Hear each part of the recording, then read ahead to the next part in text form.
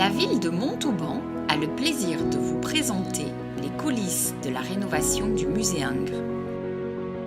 Avec les partenaires associés Sylvéa, spécialiste de l'agencement, menuiserie et métal, Fauché, de l'énergie pour vos projets, tournée du coq, charpentier et couvreur, et Agent échafaudage, location et montage.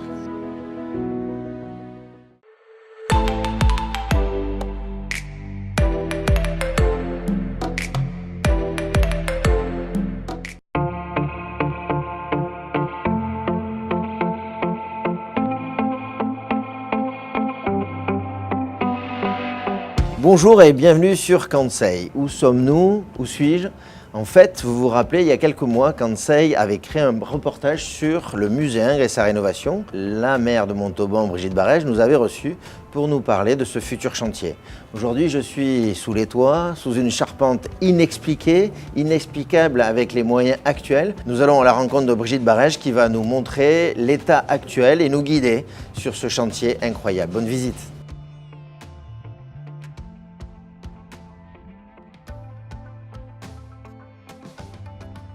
Bonjour Mme Barège. Bonjour Stéphane. Merci de nous accueillir. C'est toujours un plaisir. Le succès de la dernière fois montrait qu'en fait, il y avait une grande dynamique à Montauban et que vous représentiez bien cette dynamique. J'espère. Donc aujourd'hui, vous nous avez accepté dans l'antre de ce chantier incroyable, oui, le musée Ingres. D'où vient cette origine? Quelle a été la décision de départ? D'abord, le musée, il existe depuis toujours. Le palais, d'abord, c'était un château fort, puis ensuite le palais de l'évêque Berthier, c'est lui qui l'a reconstruit au XVIe siècle. Et donc, la volonté de la municipalité, c'est de le mettre en valeur parce que ce musée, certes, qui a des collections magnifiques, du peintre Jean-Dominique Ingres et du sculpteur Antoine Bourdelle, qu'on va d'ailleurs rebaptiser musée Ingres-Bourdelle. Ça, c'est un scoop. C'est un scoop, oui, parce que c'est assez juste. On a peut-être plus de collections, finalement, du sculpteur que du peintre. Donc là, il y a deux blocs, tout vitré, c'est ça? Tout vitré, c'est l'entrée. C'est un sujet avec le monument historique, parce qu'au départ, l'architecte avait prévu carrément une véranda qui couvrait la totalité, et notamment devant le portail. On a négocié, le portail reste totalement en plein air, si vous voulez, carrément sur la rue, d'ailleurs qu'on va aménager aussi. Et de chaque côté, il y aura ces pavillons vitrés. On va visiter, ça me tente. Avec grand plaisir. Allez, je vous en prie. On y va.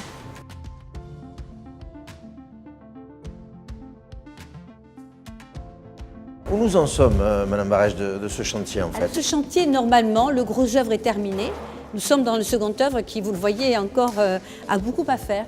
Normalement, le second œuvre devrait être terminé, le plâtrage, les peintures, fin premier trimestre 2019, j'espère. Et à partir de là, il y aura tout l'énorme travail de scénographie, de déménagement des œuvres, de leur positionnement, du mobilier. Enfin, mine de rien, ça va être plus de 6 mois, puisque en gros, et nous l'espérons toujours, l'inauguration aura lieu comme prévu en décembre 2019. Donc là, incroyable, nous sommes où? Alors, nous sommes ici dans la chapelle de ce fameux évêque. Alors, je rappelle que Montauban fut longtemps une place forte protestante, fortifiée, qui n'a jamais été prise par les armes, mais qui a dû se rendre en 1629 après la prise de La Rochelle. Et ce fameux évêque Berthier qui a décidé de se construire ce beau palais. Parce que ce que je voudrais dire, on est dans la chapelle de l'évêque, c'est qu'à la réouverture de ce musée, les gens vont découvrir, certes c'est un magnifique musée de Ingres et de Bourdelle, mais c'est aussi un magnifique palais que l'on redécouvre avec ses peintures de plafond d'époque. Alors là, le côté incroyable, c'est cet... Alors voilà, quand je vous disais tout à l'heure que nous n'avions pas d'ascenseur, mais nous avions ce magnifique escalier de pierre, vous voyez, très large, qui domine sur 5 étages la ville petit à petit. Face à nous, je profite pour vous montrer donc ce monument aux morts que la ville avait commandé à l'époque à Antoine Bourdelle, cet artiste majeur, on va dire des années 30, art déco. Bourdelle est présent partout. Et on retrouve dans ce palais la brique de Montauban, que vous voyez ici. Qui n'est pas la même qu'ailleurs, surtout pas. Tout le monde dit qu'elle est la plus belle. Elle a un petit côté un petit peu orangé. Elle est différente des autres briques d'Albi ou de Toulouse. Le projet de rénovation donc, consiste aussi à créer des mètres carrés. La dernière opération pour gagner de l'espace, c'est la création de toutes pièces de ce plancher qui existait autrefois parce qu'on a retrouvé, vous voyez, on a retrouvé la trace des communications. Donc il existait, il a été détruit dans le temps. Et vous avez donc la création de ce plancher en béton. Bon, on n'a pas les beaux planchers qu'on a partout, mais qui nous a permis de gagner toute cette surface, hein, presque 100 mètres carrés, sur l'ensemble de cet étage, un étage qui nous est utile. Alors avec cette particularité, voyez-vous, de cette fenêtre, parce que là vous ne le voyez pas, mais là il y aura un trou avec vitré, et qui nous permettra, peut-être pas vitré d'ailleurs, de regarder d'en haut une des plus grosses pièces de Ingres, c'est le Songe d'Ossian, tellement haute qu'elle démarre de l'étage d'en bas et qu'elle finit quasiment ici. Donc ce sera très amusant de la voir par en bas et de la voir par-dessus. Dans les anecdotes, je crois que vous avez retrouvé dans un placard. Ici, on n'a pas l'habitude de se planquer dans un placard quand même. Non, mais alors c'est l'anecdote, la petite histoire dans l'histoire, c'est que peu de gens savent que pendant la guerre de 40, la Joconde a séjourné ici au musée, dans un placard. La Joconde a séjourné en Montauban. Cachée dans un placard pour éviter qu'elle soit enlevée par les nazis, comme malheureusement beaucoup d'œuvres l'ont été à cette époque-là.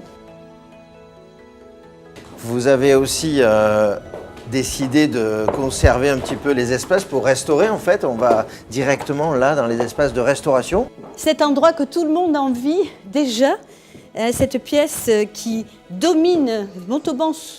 C'était comme un phare aussi, ce musée qui est au bout, qui était un château au bout du Pont-Vieux. C'est par là que Louis XIII a essayé d'ailleurs de faire le siège de Montauban. Il n'y a pas réussi et qu'il a bombardé la ville avec 400 coups de canon. C'est l'origine, vous savez, de l'expression faire les 400 coups, parce qu'ils ne se sont pas rendus.